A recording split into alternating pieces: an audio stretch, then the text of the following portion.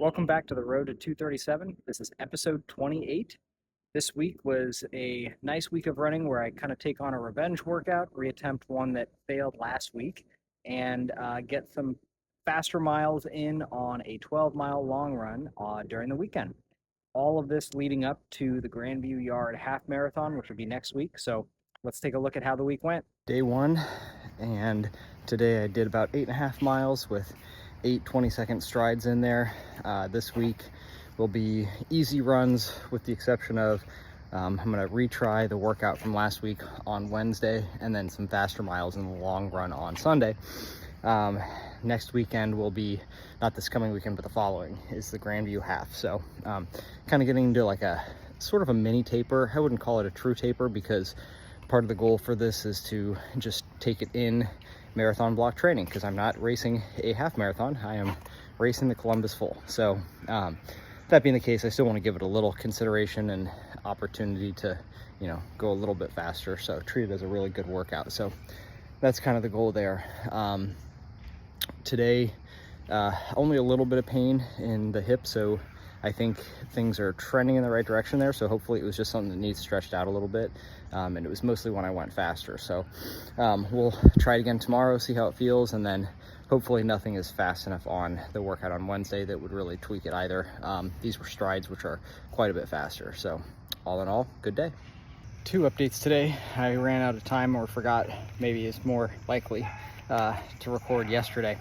Yesterday was an easy 7-ish miles with my buddy and coach out at Antrim, or we met at Antrim and then ran down the trail. All easy miles, but I went straight from that into some meetings downtown and then to work. So busy day, and yeah, just totally forgot to record. So that was yesterday's run. Today I repeated the workout from last week that did not go well, which was a 3 mile, supposed to be at half marathon pace, followed by 4 minutes of rest, then 2 miles at 10K pace, followed by 2 minutes of rest, finishing with a mile at 5K pace. And last week it really just failed all around. This week I at least got through the workout, but still didn't hit the paces I wanted to hit. Felt it in the legs. I felt like I couldn't catch my breath for parts of it. So not sure what all is going on there. I think ultimately though, some of that is just being a little bit overconfident in my fitness level. So maybe looking to scale that back a little bit. I was getting pretty aggressive and trying to go straight to 237 pacing to see, what we could do this summer. So maybe scale that back. Like I've said all along, 237 is the end goal. It doesn't have to be the goal for this year. I know it's a process and willing to take a couple of years to get there.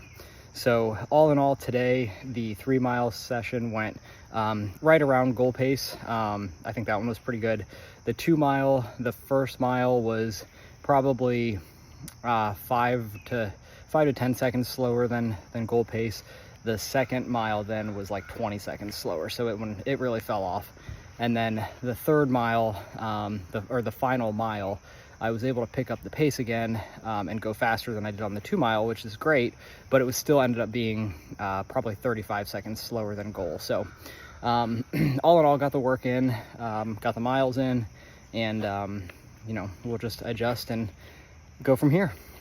8 easy miles today with 4 20-second strides thrown in there, just to kind of try to keep things loose a little bit. Today was recovery day after yesterday's moderately successful workout. To aid in recovery further today, I'm planning on a double this afternoon. Garmin hooked me up with a new watch and it should come today. So that double would be the breaking in of the new watch. Super excited to see what it's like, test out some of the new features, and yeah, just really excited about the opportunity and thankful that they kicked in and helped me out with a new watch, a new toy. So my wife will take my current Garmin, so it'll stay in the family, and she's excited about that too.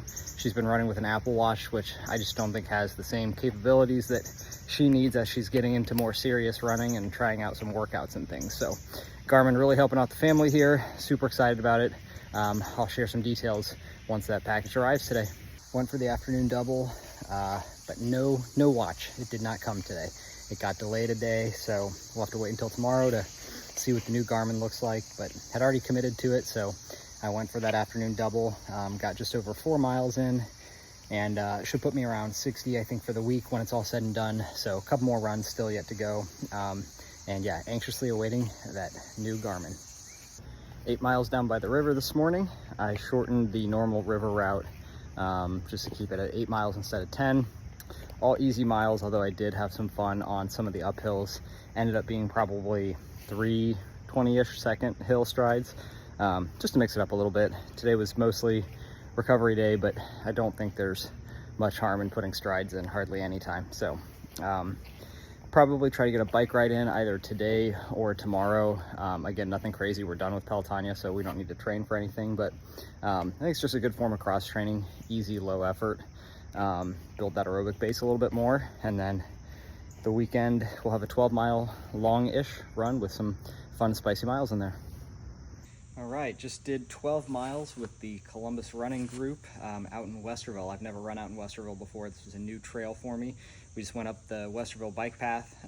It's straight, shaded, so good spot to run in the summer. Although they tell me it gets a little bit boring sometimes because it is so straight, but worked really well for me today.